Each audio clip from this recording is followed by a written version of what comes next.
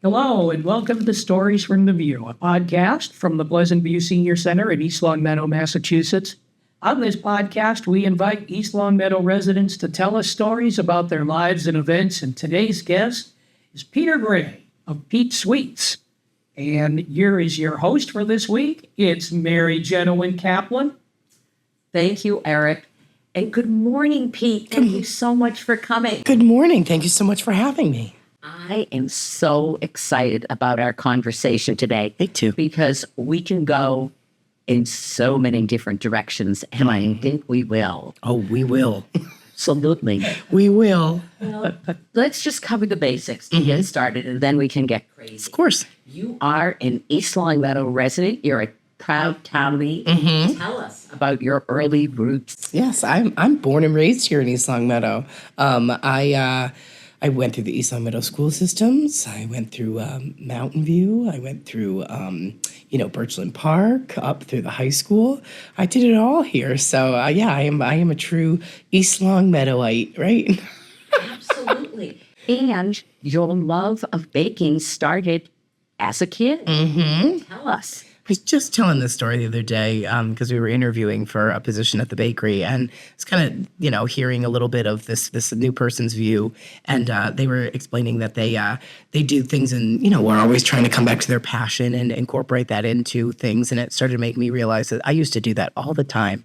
Every school project that kind of left it up to the students' creativity, I would always figure out a way to manage to make something that was food related because I always knew that it would A, get me a good grade, and B, would butter everybody up because who doesn't like the planet Mars made out of cake? You know what I mean? Or the structure of an atom made out of a cake.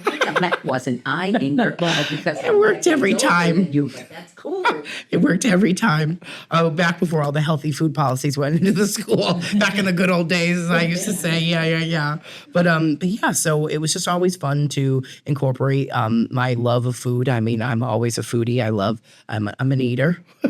For sure. I love tasty treats, and I always say in a good way that some people look at me funny when I say, I can appreciate quality, but at the same time I can get down with a Little Debbie's oatmeal cream pie or a cosmic brownie still because as a purveyor of the sweets, I certainly can appreciate the high end side of things like the items we create, but I'm not a person that turns my nose up at the occasional oatmeal cream pie. You're not a food snob. No, absolutely not. I'm grounded. I'm grounded. I'm a little level-headed, but it can definitely helps me appreciate the goodness in things. And, again, when we were doing interviews recently, it's been making me think more and more of realizing how special it is at the bakery that we make everything from scratch, which you'd think when you go to a bakery or go places like that everything would be made from scratch. But during the interviewing process of people, we realized that they were like, you make all this stuff here? And they're talking about past jobs they've had where they open mixes and doctor things up. And I'm like, wow, we really do. My staff, and, I am obviously the face of the business, but I have a wonderful team of people that I cannot even begin to thank for all the good stuff that they do. I have a head baker, and she creates all of our tasty treats. We have a head decorator who decorates up all the different birthday cakes and such. And we have a cookie decorator / cupcake decorator that does all the different custom orders and things like that. We have my mom who works in the office who helps orchestrate everything up. We had a bookkeeper. We have myself that kind of float between all the different positions and such to fill in. I'm the personal shopper. I'm the one that's coming up with ideas, exciting things for our themed weeks and all that kind of stuff / filling in where needed. But I have a huge staff of people that really, really make Pete Sweets what it is because, it's everybody comes in and just assumes like, oh, you make everything here. And I'm like, whoa. No. Like with the fact that we make every filling, frosting, cake, cupcake, all the different items from scratch, it is something, I want to say 99.9% of the items we make at the bakery are from scratch. Do you know what I mean? You're not opening up. No, absolutely not. This is no big industrial bakery that, we're opening, cans of stuff and flopping it onto cakes and calling it our own, or bringing in frozen things and all that kind of stuff.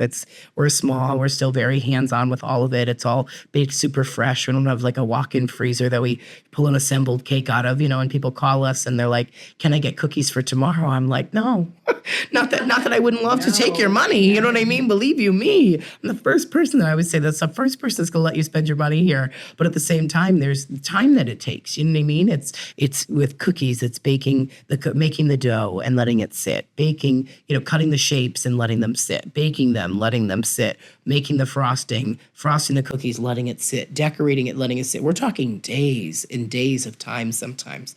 You know what I mean? And a lot of people don't necessarily know that craft behind it. Like they just assume that, well, custom order, I want to spend my money with you. I love that. And of course, with the right time frame, we can try to make almost anything happen. But, from being a from scratch bakery, it's hard to kind of purvey that idea that we can just pop it out of the freezer and be like, here you go. You know what I mean? We try to do as much projecting, and, during holidays we have, learned over time what things do and don't work. And, we learned a lot about, previous year's numbers and such, but there's no handbook.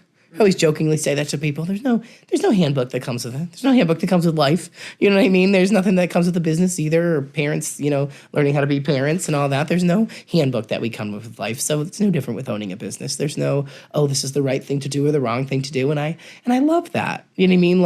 I do actually appreciate that. I know that's not necessarily for everybody to kind of be able to roll with the punches like that. But I definitely enjoy that. I enjoy, on the rare chance that something doesn't work out at the bakery, trying to think, well, let's get to the bottom of why it might have gone wrong so we don't make that mistake again. But B, what can we do with it? Can we, turn these cookies that got a little too dark? Can we cook them a little bit longer and grind them up and use them for a pie shelf or a cookie, pie? Or can we grind these up and mix them into frosting and make a little studded kind of cookies and cream frosting? You know what I mean? That's the kind of cool, fun, creative side of things. You know what I mean? That you just kind of make it up as you go along, which just plays into everything about life. Absolutely. There's layers here. Absolutely. So tell me, I feel like we have a time warp here. Yes. How do you go from making Mars out of cake as a child Yeah.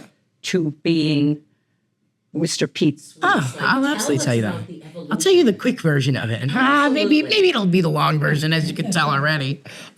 So I, again, born and raised here in East Long Meadow. Went through the school system, made all those wonderful projects out of cake, and got some A's on that, which was lovely. Which then turned into creating some cakes for my friends in high school when all my girlfriends would turn 16. Everybody was looking for their Sweet 16 cake. That back in the day when Sweet 16s were a huge thing and all that, very trendy. So I made all the different cakes that look like purses or pocketbooks. I did cars, beds, all sorts of funky, cutesy, cool things. And so that kind of transferred into that. When I went into high school, Mary Jane McMahon over there in the culinary arts program definitely fostered my creativity to be like, hey, consider doing this kind of stuff. And even before she was even mentioning that, kind of knew it. You know what I mean? I always say I can't necessarily picture myself doing anything else. Some people are like, oh, I'm a lawyer, but I always wanted to be a florist, or I always wanted to be a dancer, and I'm a doctor or something like that. You know what I mean? I really think that I kind of always knew that I wanted to do something in the food and beverage side of things. And it's exactly what I do. So it was really cool to kind of know what I wanted to do and kind of have a defined idea. I know that kids nowadays have you make so many decisions between 15 and 24 or something like that. You make more decisions than you probably make in your whole life in that short amount of time. So I'm lucky to have had such a kind of vivid idea of what I wanted to do. So I'm always very appreciative of that, because I respect people that have to kind of really figure that out and more or less figure it out as you go. But I really enjoyed kind of having a defined idea of what I wanted to do with my life. And that became, just doing something with food and beverage. And then I went off to New England Culinary Institute up in Montpelier, Vermont. Love my Montpelier days. I got to spend many a falls and winters there, which was a lovely time to be up in Vermont. Classic time. Yeah.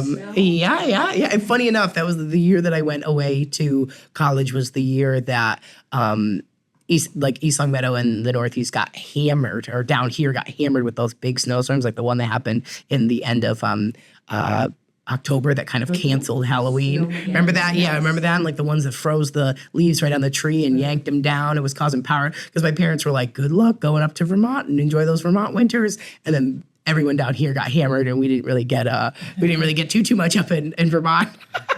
So I know I was not when it comes to this.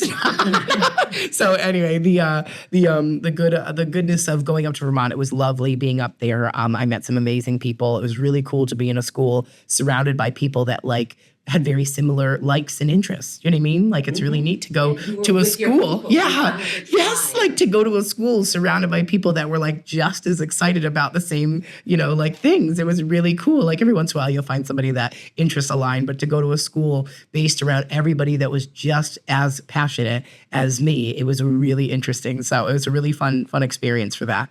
And I met my college roommate who actually ended up working for me in the long run. Spoiler alert on that one.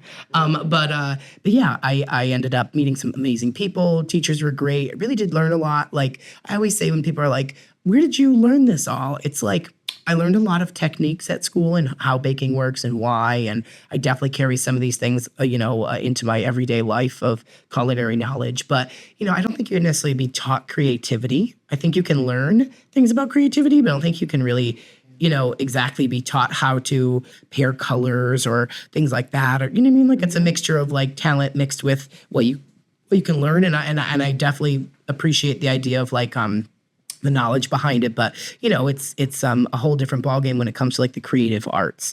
You know what I mean? Special sauce. Yes. You have the knowledge. Yes. And then you've got your own personal enthusiasm. A twist. Yeah. That's what makes it special. It is. Others who have the knowledge and they do okay. Mm-hmm. But it's not the special sauce. It's not. And I love adding my special sauce to it because it's a really fun thing to be able to have your own little twist. And that's the fun part about owning a business. Yeah, again, it doesn't come with the handbook. Tell me what to do. But that's the good part because there's no one to tell me what to do. Mm-hmm. So that means I can kind of, if something's not working, I can kind of revisit it or figure out a way to shake it up, turn it on its head. But so I went off to school, did my schooling. I went to school for 2 years. I got my associates in baking and pastry arts. I learned a lot of things, everything from bread class to breakfast pastries. The school that I went to was really, really good about trying to make us very well-rounded individuals. They would put us through 6 weeks of cooking theory, which I honestly will remember for my entire life. I had an amazing instructor there. Her name was Chef Emma. And she was this thunderous woman. She was giving the aesthetics of like the trench bowl, but was the sweetest hearted woman in the world. She had a thick accent. Do you know what I mean? And she was really tall and very, very polished, professional. Like, I don't know if it was because it was my first experience with going into a school where they kind of, not like a scared straight program, but you have to have your shoes polished. We had to starch our aprons. We had to bleach them white every week. Like we had to, all these, like it was very serious to be in your brigade. They lined us all up. And if you weren't in the right way, they would send you home. You know what I mean? Like if you weren't clean shaven, if you didn't have your thermometer and your alcohol swab, like, so it was very strict seeming, but she had a heart of gold. And you know what I mean? And she actually follows me now on social media and talks to me all the time. And I absolutely adore it. As I think of her all the time, the first experience that we had was walking through the kitchens of this kind of, I think like a Mass Mutual Center of Vermont. Like it was their state capital. It was like their big draw all from pretty much most of the people that were in the capital worked at this very large center. And in the basement of it was where the students kind of learned. And I think some of that food kind of worked its way up to like the cafeteria and such. So it wasn't, learned just to be thrown out like a lot of schools to come to find out did. But the school, again, in Vermont, very green, earth friendly, all that kind of stuff. We'll put a little pin in that because that's very important to me too.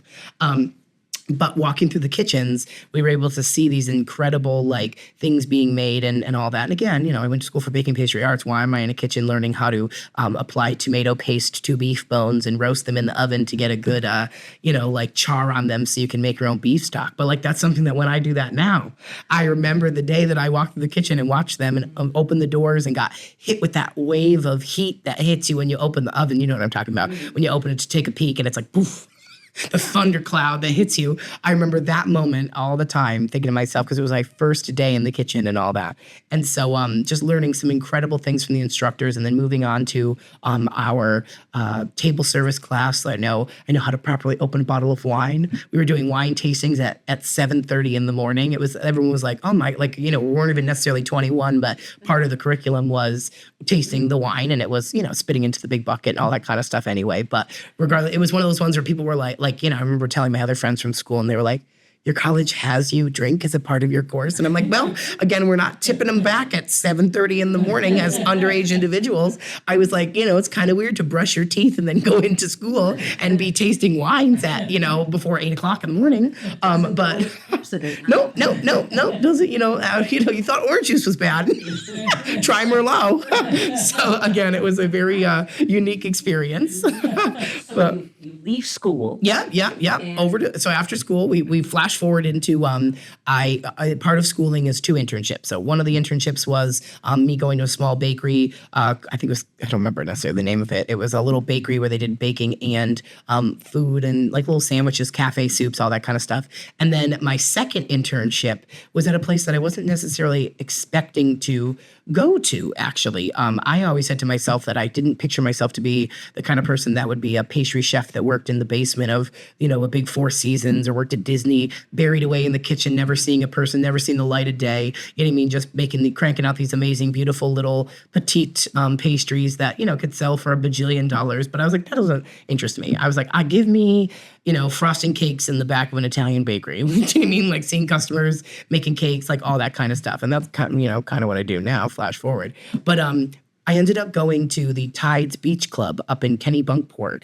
I ended up getting into that and was like, it sounds kind of nice. So I was actually able to have the flexibility and creativity to create my own schedule. So for me, I would go in at like midnight, and I would work until like noon and get a big 12-hour shift in there. And then I would go lay on the beach, because we were across from the beach, like from here to the cars out in the parking lot from the beach. And I would lay on the beach from 12:30 to about 6 o'clock at night, every day for the entire summer. And it was lovely. And so one of my instructors actually reached out to me. Well, before that, actually, I was approached. There's a publication called Maine Magazine up in Kennebunkport, or up in Maine, rather. And they were doing this like restaurant tours week. Do you know what I mean? Where like all the different really nice places up there, they have an amazing culinary side of things. And, like, again, that's, I don't want to say too rich for my blood, but probably would fall on deaf ears for me to really know, or deaf taste buds rather, for me not to know the highfalutin world of food and wine. I'm over here eating my McDonald's in my bedroom in the back and all that as a 20-year-old kid. Do you know what I mean? Was perfectly happy with that as well. Give me a frozen DiGiorno pizza. But we were creating this. I was creating a fake cake, because I was like, hey, is there any way you'd let me make like this cake for this demo? And actually ended up becoming a picture in the magazine. I don't remember if it was necessarily the cover. I'll have to see if I can find it. But there's a beautiful spread of picture of it afterwards that I ended up absolutely adoring. And I ended up putting it at the restaurant. Like, it was a demo cake so that it could be displayed during the whole like 8 or 12 day restaurant week and all that kind of thing. And I had it out. And a week after the actual event, we didn't end up taking it down right away. The Bush family, who obviously had their property in Kennebunkport, came in for dinner, and they saw the cake, and they were like, we want to know if you guys can make that for their granddaughter's birthday. And so the staff didn't even ask me. They were like, of course we can make that. Of course. And then they came to me and they were like, so we got an order for you.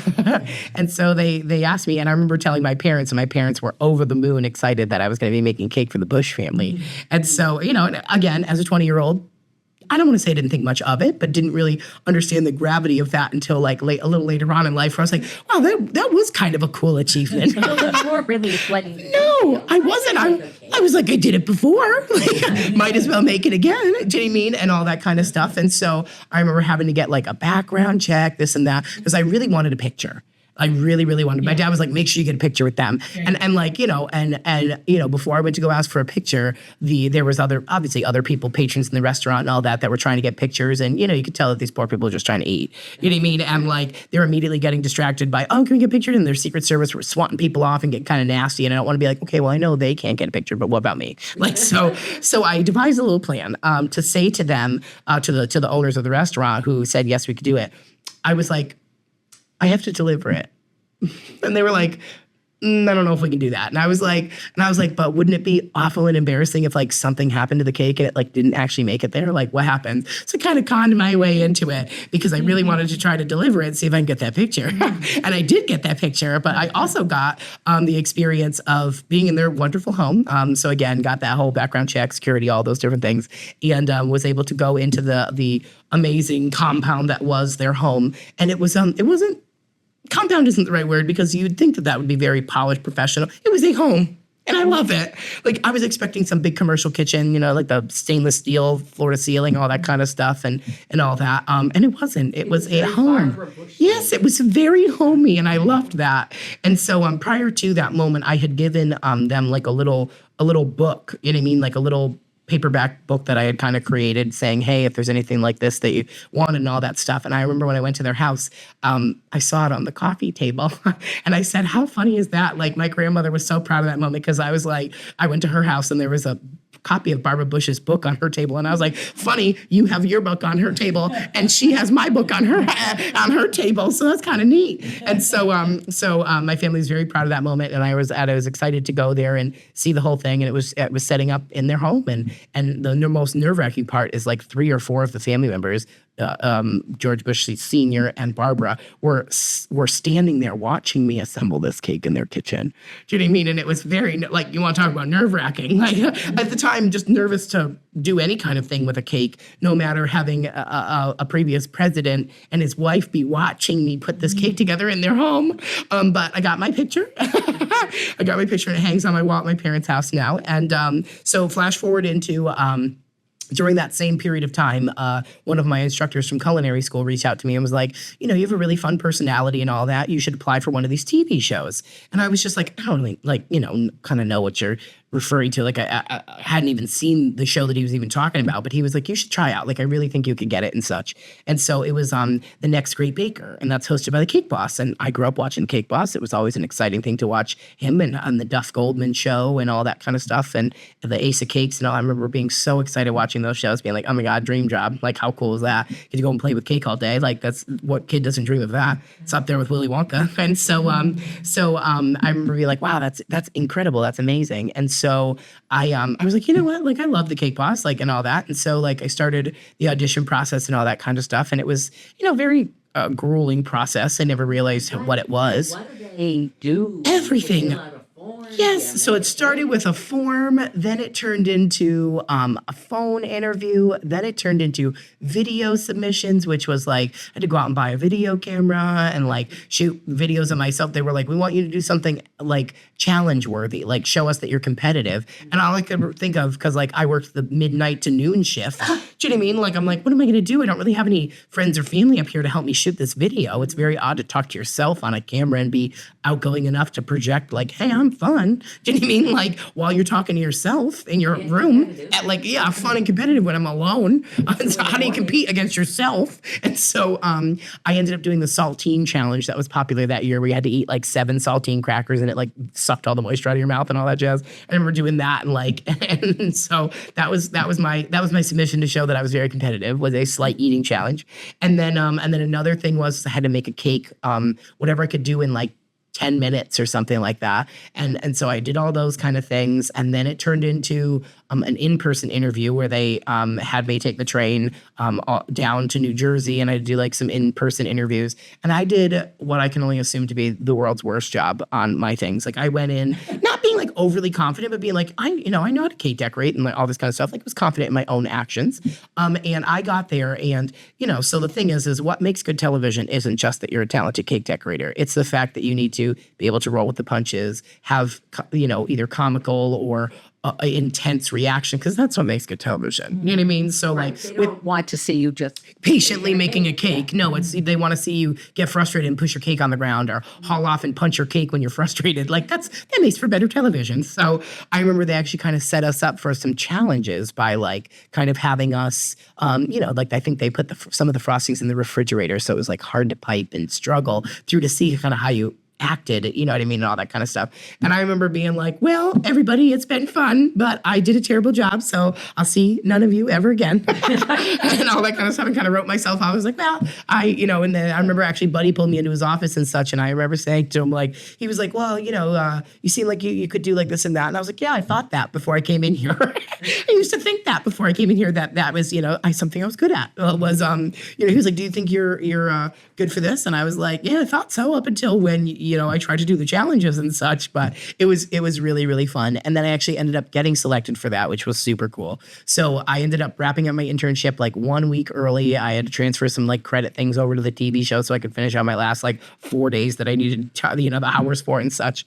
And, the Tides Beach Club that I worked at was like, go for it. Like, love that for you. Like, they knew I was only going to be there till the end of the summer. So leaving a week early wasn't anything really at all. you were probably entertained. Yeah, yes. This is a whole process. It was very interesting, and it was really cool to see that side of things. Do you know what I mean? I will say it kind of ruined reality shows for me, because I know that they're not always what they seem, but it wasn't fake by any means. It wasn't, go in there and push that cake on the ground in anger, but, it was just very intensified situations, really not, as stressful as it can be for making cakes. We're not saving lives, but at the same time, very interesting to see that side of things and the showman side of things. Do you know what I mean? Seeing all the cameras, the equipment, you know what I mean? They don't seek out vanilla people. No. They want folks with a bit of a spark, yeah. fire. Yeah. I was the comedy kid, is what I was. You know what I mean? I was typecast as the comedy kid. And I'm all about that. You mean there was the type A kind of, person. There was the cocky guy that, oh yeah, I can do anything. There was the, spicy Latino, my favorite, one of my favorite friends. Do you know what I mean? There was the sassy people, everything. It was wonderful to see everybody and how we all played into it and such. And, again, it was really interesting, and I made some amazing lifelong friends from it, people that I still even talk to this day and all that. But, so I did end up doing that kind of thing. It was a super amazing experience. Met all sorts of celebrities too. Mario Lopez. We met, I'm trying to think, Lou Ferrigno, the Incredible Hulk. We met Peter Billingsley from the Christmas Story. Jimmy, like all different celebrities. They ended up flying us to Vegas for the finale. And so, I was getting paid to sit by the pool and, dip my feet in there and suckle on some cocktails while they filmed our finale, like Ventol section. It was a very unique experience. I was 21 years old at the time. I do not know what the next step is, because you're kind of on the precipice. Yes. You're on the cliff. Yes. And it's great. Yeah. And it's wonderful. And then they fly you home. Yes. 0, 1, 0. Yes. And now I got to figure out what to do. The rest So, of your life yeah. burden Of every course. young person. Of course. What are you gonna do It was now? like, how do I top that? I made a cake for a president. It was on a national TV show. Like, okay, was that it? Like, so I was like, well, I got all the cool things on him the way, I guess. So I ended up coming home, and I said to myself, I ended up doing like a little bit of I wouldn't even call it as fancy as a press tour, but, would go in and talk on the radio, make my weekly rounds every like Tuesday I would go in, because Monday like the show would air, and Tuesdays I would get up nice and early at like 5 o'clock, and I'd be over to WMAS and Mix 93.1 and all that. Would talk to the wonderful hosts over there about everything. And I kind of remember joking with one of the hosts at WMAS that I was interested in getting a job. Like I was like, I've done all this. Like, somewhere in there, actually after the filming, but before the show aired, I actually wrote myself a little cookbook. I can't say it was the most polished thing, but it was lovely. It was always fun to see my name and print a little paperback book with like about 35 recipes in it. So that was a fun thing to do too. So I was like, all right, like we got a book. We made a cake for president. We did this, like, well, again, what's next? And so then when the actual show aired, did all that kind of stuff, was like, hey, I'm kind of looking for a job now. Like, do you know what I mean? It was like, this is the perfect way to be like, hey, you want to know who I am and what my background is? Watch me Mondays at 9. You know what I mean? Yeah. Doesn't get any better than that. And so, kind of week after week after week went by and still no bites on a job and all that kind of stuff. Yeah, like I was like, I'm ready to get hired. And so, it was a really, really cool experience to be on the radio and talk about it and all that kind of stuff. And then, week after week, the hosts were starting to be more like, how come this kid hasn't gotten a job yet? You know what I mean? Like joking about it on air and such. And, they were just talking about it and they're like, we need to get you your own shop. Like forget working for somebody else. Like, and I was like, again, 21 years old. I'm like, I don't know anything really about this. And so, I had at this point had my Pete Sweets, like that was my, ever since, actually funny enough, way back when, one of my first projects back in the 4th grade was a 3-minute oral presentation on any topic of my choice, in which mine was sweets. I ended up making I remember them vividly to this day. I made these, melted down some candy melts, yellow candy melts, and made these little balloon-shaped chocolate lollipops. And handed out to the class, got an A on it, by the way. Again, never hurts to butter anybody up. I talked about it and I kind of named my business Peter's Sweets and all that. And then it morphed itself over time in high school to selling those cakes to Pete Sweets and sold things to people, not even just family members, started branching out to, oh, I had your cake at this person's house. Now I want to get it for my, you know what I mean? And all that. So, Pete Sweets was kind of all right. The ball was rolling a little bit, but certainly not expecting it to be something that was going to be 21 and a half years old and now starting to deal with, you know what I mean? So I ended up, they were joking and all that kind of stuff about it. And the people that actually owned, there was a gelato store in East Longmeadow called Gelato Buono. And, I was a frequent eater, purveyor of those sweets. I had gone to, Italy in high school and had always, like, after that came back with a dire love for gelato. Ice cream wasn't enough. It was gelato moving forward. And then, was just kind of trying to get myself a job there a while back. But, was talking with the owners and all that. I would walk over there from school and such. And they kind of knew of me. I had a couple articles written about me by the Reminder in East Longmeadow, talking about how I went to, was going to go to school for it, all that kind of stuff. And then, again, flash forward back to trying to talk about it on the radio. The people that own the gelato store happened to be listening to the radio that day by chance and heard that.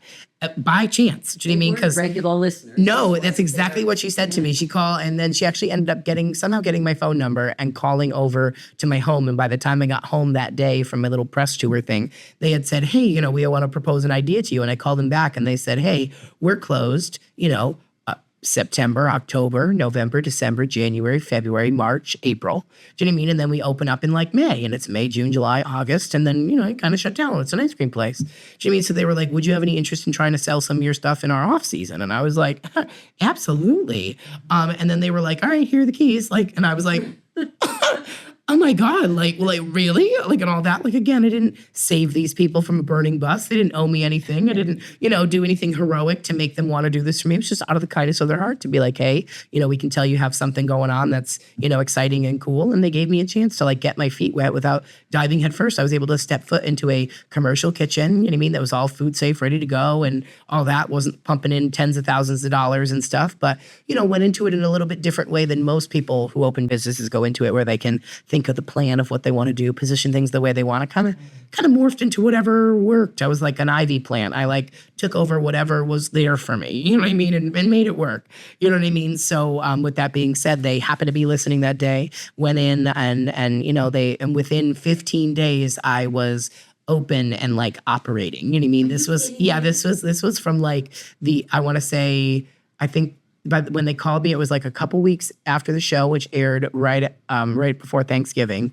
And on December 15th, I opened the actual bakery. I brought in, like, I just had like a one of those signs that I'd bring to like a vinyl sign that I'd bring to like a craft show and all that stuff, which was like my only experience of selling things was mostly at craft shows. I'd done a couple big ones and all that. I remember the days that my family and I were dipping pretzels in my dining room for hours and hours and hours. Everyone in my family, mom, dad, my brother, sister-in-law, everybody, we were all dipping pretzels and making peppermint bark and packaging things and all that. And so, before I knew it, I was open doing that. And this was 2012. Do you know what I mean? So I again, just 21, just got off the show, just aired. You know what I mean? I think I was like 2 or 3 weeks before, spoiler alert, I got kicked off the show. I made it 5 out of 10 episodes, which was about 5 out of 10 episodes longer than I thought I'd be on a show. But it was really cool to be there and all that kind of stuff. Of course, yeah.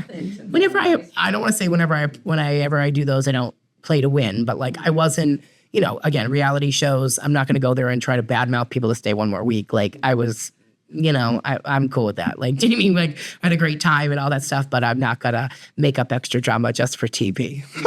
You know what I mean? So I got my airtime. I enjoyed it a lot, and I was like, I'm 21. I don't have a failing bakery that I need to save. I don't have a family of 10 kids to feed. Like I'm here to just have fun.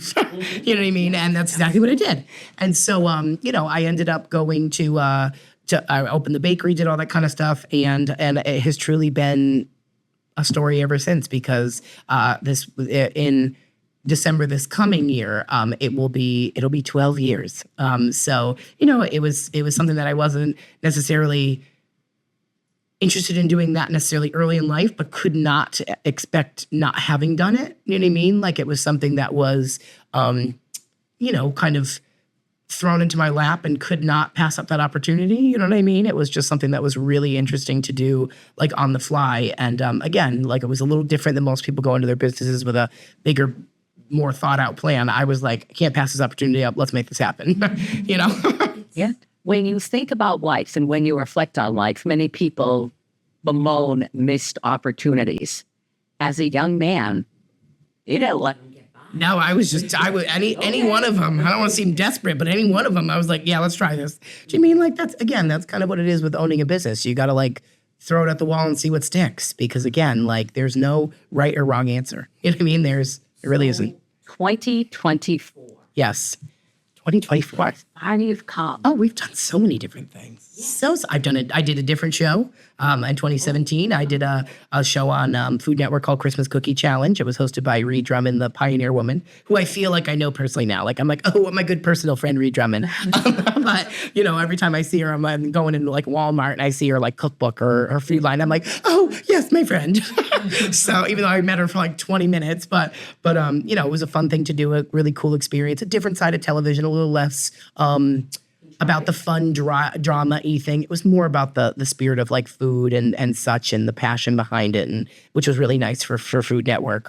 No shade to the idea of doing a fun reality show. Like those are also very interesting. I love a drama-filled show because it's always fun to watch drama going on in someone else's life versus deal with it going on your own.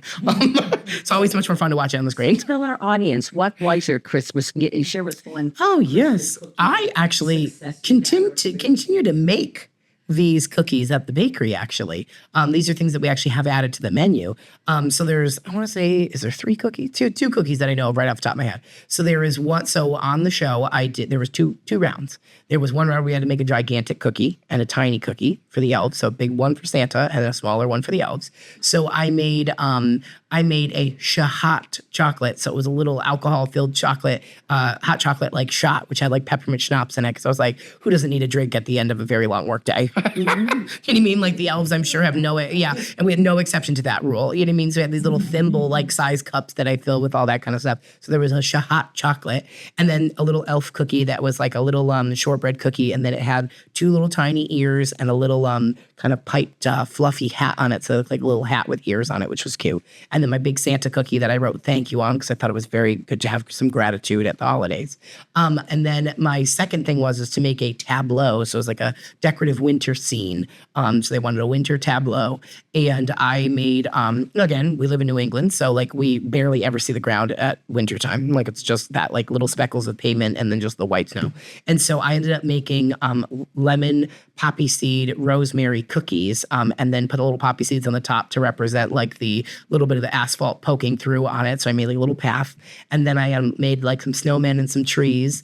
And then I ended up taking these cookies called vanilla dips. So they're named after my grandmother because they were her favorite cookie. And they are these little tiny pillowy, kind of doughy kind of cookies. And they're like just the right amount of like crisp dryness that isn't like, might end up bone dry thing, but I have a nice icing on the top that's got little nonpareil sprinkles on it. It's just absolutely lovely. And so we still make those in the store now. So we have those ones. And then the other one that I did was a semolina shortbread. So it's got a little bit of cornmeal in it, something that I had learned actually back in culinary school up in Vermont, and still transformed that recipe over into some of the things that we use now. But we have these shortbread cookies that cut into big triangle pieces, and we put coarse sanding sugar on it, so it's got that little bit of like that crunchy grit on it, and it's just lovely. So those are things that we sell every Christmas. I put those into our cookie platters and all that kind of stuff. So we have those, and so it was just a really interesting experience to do that show. It was definitely different. Again, as many fun opportunities that I can take, I'll take. And then after that, we kind of moved into we started doing our themed experiences. So just overall at the bakery in general, to give you a heads up, we specialize in making some custom cakes. So we're not the kind of bakery, and I've always tried to stay as true to this as I possibly could. I've had to change a little bit of it, not for what I wanted, but it's kind of what needed to happen. One of our things is that I always said I didn't want to be that bakery that had that 3-ring binder that was falling apart, looked all kind of trashy, that was like, here's the 12 cakes you can get, but I want it in blue because it's for a boy, or you know what I mean? I was like, that's a Costco vibe. You know what I mean? That's A4. But with Ryan on it, no, we're a custom bakery. But flip side to that, now we have a little bit of a plastic binder because there are plenty of times that, not to single out husbands, but sometimes the men of the world will come into the bakery and be like, it's my wife's birthday, I have no idea what I want. And so instead of trying to proctor a million questions out of somebody, I feel like the biggest thing that we deal with now is educating people on things, because there's a million people call up and they're like, how much is a cake? And I'm like, how much is a cake is like saying how much is a house or how much is a car. I'm like, we need a little bit more information from you to be able to answer this more appropriately. And we're like, give me a little bit more information. And so we usually base a lot of things off of pictures because, again, we don't have that 3-ring binder, which technically we do for some of our signature special cakes, like our classics, our Oreo, our peanut butter, our caramel brownie, things like that. We ended up switching it more over into the idea of the custom things. So when you come in and you're like, it's my 3-year-old daughter's birthday ballerina party or something, I'm sure we can make a cake that fits in that. Maybe we make a cake that has a tutu on it. Maybe it's got half smooth white frosting, half pink. Maybe we can find, have you bring in some toys that are ballerina themed, and then she can play with them afterwards. We workshop some different ideas of people because, again, everyone wants to. I cannot profess to be the cheapest place around. I'm actually proud of that. And the fact that the reason our prices are the way they are is because I'm homemade making the vanilla. We are making everything from scratch. A vanilla bean takes 9 years to grow.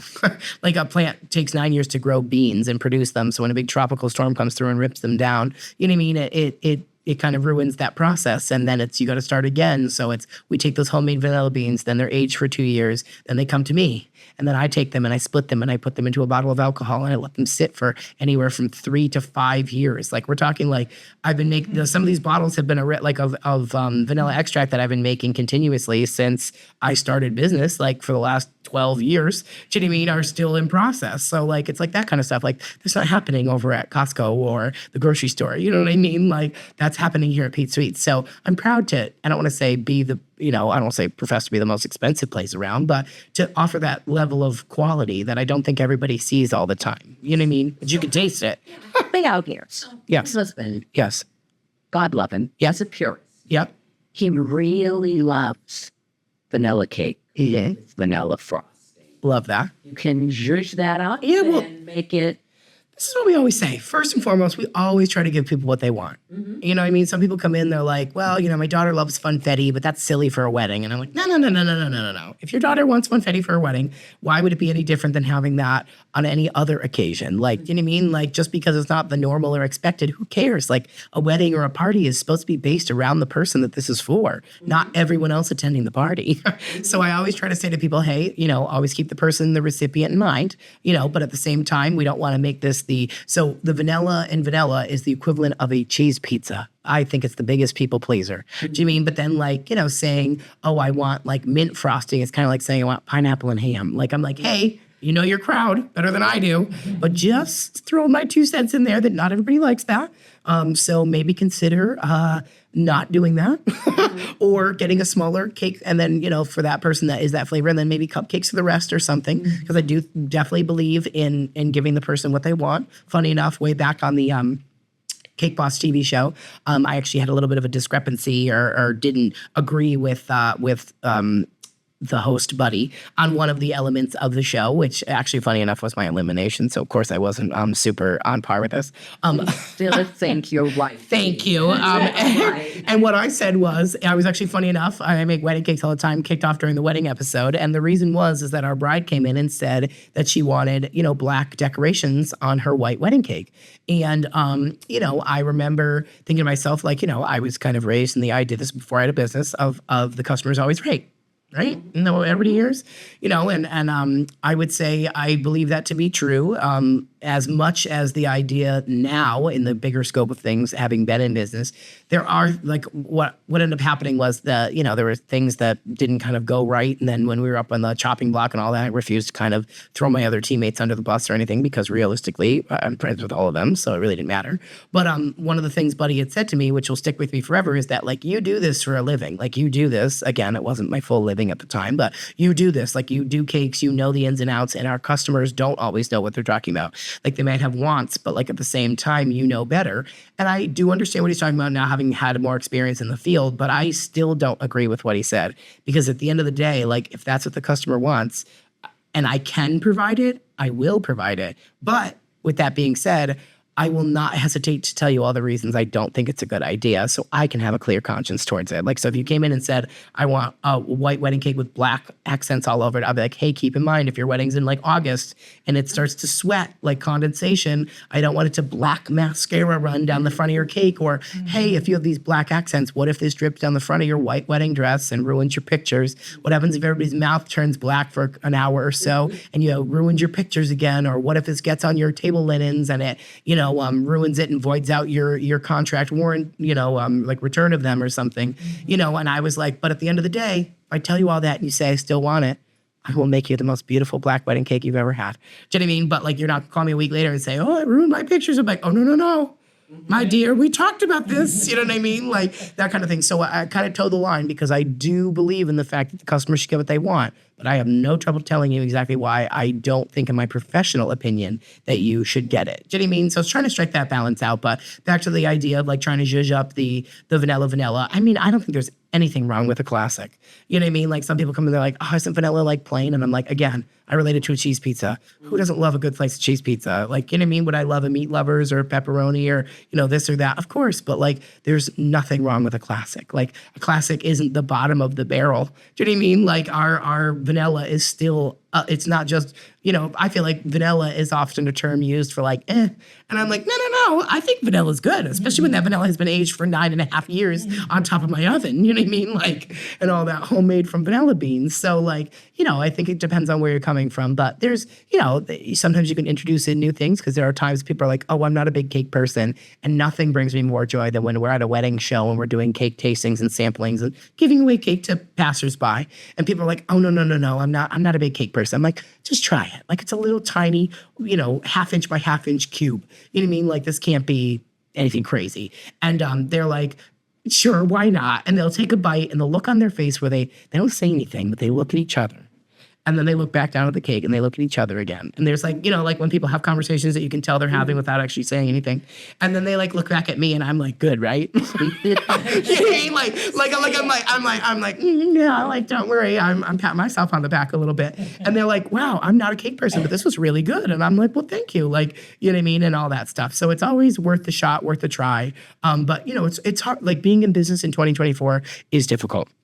You know what I mean? With the idea of labor shortages. I don't want to burn my staff out. They're busting their hump over there at the bakery, working on all sorts of stuff. I'm trying to work on promoting and getting new people in, because, we've been there, again, almost short of 12 years. We still have people that come in being like, I had no idea you were here. I was like, oh, gee, thanks. Gee, awesome. Well, I was like, well, I always answer that with, well, now we're here. So that's at least a good thing. But we're always trying to find new business, trying to, more or less reinvent the wheel and all that, because it's hard to be a luxury business selling slightly higher priced goods, but people that understand the quality and the idea that like you're going to get what you pay for. You know, I am proud to say I'm no Costco cake price of $17.99 or whatever it is. You know what I mean? I'm not. I just went to the grocery store the other day and saw that there was a rainbow cake slice for like $6.50 and all that. And mine's like $8.50. And I'm like, I don't feel like that much worse about that. I mean, like, again, I'm using Cabot butter, King Arthur flour. I'm using my homemade vanilla. You know, the baker is hand dyeing each one of those 7 layers. You know what I mean? My decorator is hand slicing the layers and layer it with our luscious buttercream frosting that was made from scratch. Like, do you mean like I don't feel bad about this? This is an artisanal process. You know what I mean? Like this is like a truly artisanal process. So it's like that kind of stuff. So it's a hard sell in 2024 to be like, hey, you know, but when you start thinking about it, you know, when I've been out and about and I'm, you know, shopping for something and I go to like a McDonald's or a Dunkin' Donuts, like, you know, I went up to Tandem Bagel and spent like $30 on, you know, 2 breakfast sandwiches, 2 coffees and 2 bagels. And I'm like, you know, oh, that's like kind of steep. But then if I were to go to, you know, McDonald's or go to Dunkin' Donuts, $23. I'm like, well, for the extra like $6, I'm gonna get something made by the people that I can see through the glass door in the back. You know, see them working on it. So it's like, you know, does quality cost a little bit more? Yes. Is it better than the fast food things that, you know, again, when fast food was dirt cheap, when I was ordering things off the dollar menu way back in the day after leaving work at 11 o'clock at night, absolutely worth it. But when fast food is like, you know, 3/4 of the price now, and I'm like, well, for that little bit extra, I'm gonna get like some good stuff. You know what I mean? And not feel guilty about it. You know what I mean? Because like, again, this is the cost of the world now, but it's been a hard sell in 2024 or 2023 and 2024 for selling higher priced goods. But at the same time, people that know the quality and have had our stuff, do you know what I mean? Like the biggest thing is I'm like, I sound over here like a dealer. I'm like, come in, just try it. Just try a little taste of it. Do you know what I mean? But like, I'm like, you really should come in and try it because again, that quality of that buttercream, like, you know, does it come with a lot of education saying, hey, make sure that you know, let this sit out for an hour or so the buttercream can warm up and become that perfect temperature instead of being just, you know, cold out of the fridge like a cold stick of butter. You know what I mean? I'm like, taste wise, it's like eating cold pizza. Still good, but not the way the maker intends on you eating it.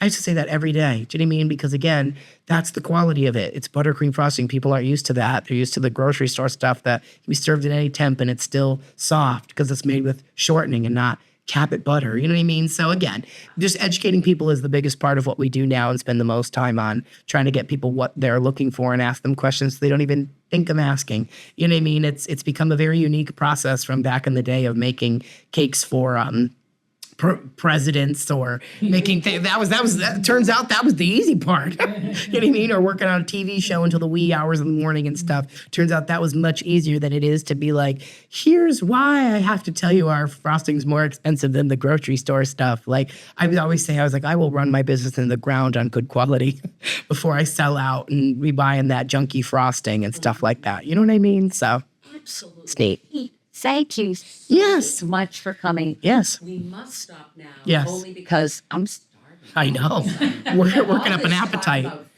I know. It's cool. It is. It really is. We know you're there. Yeah. Give us the street address for those unknowing listeners. Yes. If you know anything about East Long Meadow, you certainly know the Rotary. If you don't know anything about East Long Meadow, look up the Rotary before you visit. So we are at 32 Shaker Road in East Long Meadow. We're there Wednesday through Saturdays. Wednesday through Friday, we're here from 10 until 6. Saturday is 10 to 5. We always recommend people look at our social media. I post things on our Instagram stories pretty much daily. I also have a very big side of things, social media following for not only stuff that happens at the bakery, but the incorporation of things that I do at my home. I'm a beekeeper, so I bring in like honey and use it in some of our beverages. I grow my own flowers in my big 40 by 40 foot garden and grow vegetables to make like zucchini bread. And it's cool to see that because when I was in school in Vermont, like it was neat to see that farm to table process. So it's been cool to be able to carry that into my life now and say, hey, you can see on my social media stories that I've been growing this from seeds in February, and now we're eating the zucchini bread from the zucchini I grew in my garden, like that process of that. So it's always fun to definitely tell people to check that out. And same with our themed experiences I've been having are promoted on our website and through our social media. But big word of mouth. So I was just saying, make sure you pass that information along. And once you've tried it, I'm guaranteed you'll be a lifelong fan. So Love agree. Yes. Nice words. Thank Wise you. words. Thank you Thanks, so guys. Thanks so much for having me. Well, that wraps up another episode of Stories from the View. We'd like to thank our guest, Peter Gray of Pete Sweets. The Stories from the View podcast is available on the LCAT 01028 channel on YouTube and on Spotify. If you have a story you'd like to share on the program, contact Pleasant View Senior Center Aaron Kobler by stopping by the Pleasant View Senior Center or by calling Aaron at 413-525-5436, extension 1401, or you can send Aaron an email at aaron.kobler@eastlongmeadowma.gov. Thanks for listening, and we'll see you next time on Stories from the View.